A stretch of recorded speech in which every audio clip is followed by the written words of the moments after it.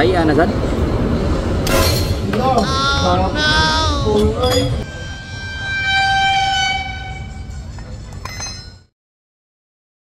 Paalis na sana tayo mga bay at nakita natin flat yung gulong kaya bad trip na bad trip tayo kaya dali-dali natin itong hinanginan hanggang 30 at lumakad kaagad tayo papunta ng vulcanizing shop. Gamit natin ang kish para hindi tayo mainitan.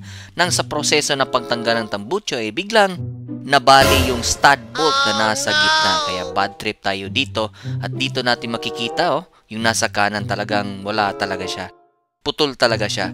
Kaya dito ginawa na lang ni Kuya is ginawa yung proseso at binulcanize yung gulong natin para wala na tayong problema sa pagbiyahe natin. At dito mga bay, hindi pala bearing nakakabit sa likod na gulong at yun ay parang thread pattern para i-install. At dito natin makikita na talagang marumi na rin yung mugs natin sa likod dahil sa tire sealant. At dito dahan-dahan na nilinis ni Kuya para wala ng tire sealant na matitira doon sa mugs natin at hindi na tayo mamrong problema. Kita nyo mga bayo, ganda na, wala na talagang tire sealant pero meron siyang bakas o may butas-butas siya yung epekto ng tire sealant. At dito okay na lahat, ini-install na yung gulong para makabiyahe na tayo. For the meantime, nilagyan muna ng bolt yung naputol na stud bolt para makabiyahe lang tayo ng maayos. A few days later, bumiyahe na kagad tayo para pumunta ng shop para maiayos yung stud bolt. At dito tayo napadpad sa Fenrose at ito yung mga services na available nila. At dito ako namangha mga bay, yung mga butas-butas at makalawang na chassis ay nasusolusyonan nila. Ito yung sa mga proseso na ginagawa nila para maayos yung chassis ninyo. At sa mga nadisgrasya na motor ay nag-a-align din sila ng chassis pati yung mga telescopic ninyo. At nagre-repair din sila ng mugs mga bay kapag may crack or need ng alignment, kaya nilang itong i-fix. Sa case ko naman mga bay is need nilang tanggalin itong dalawang stud bolt para palitan ng bago na stainless. Bali ang gagawin nila mga bay is ihiga yung motor para matanggal yung stud bolt at dapat wala itong gasolina para hindi ito matapon. Sa case natin mga bay, hindi natin na videoan yung buong proseso kasi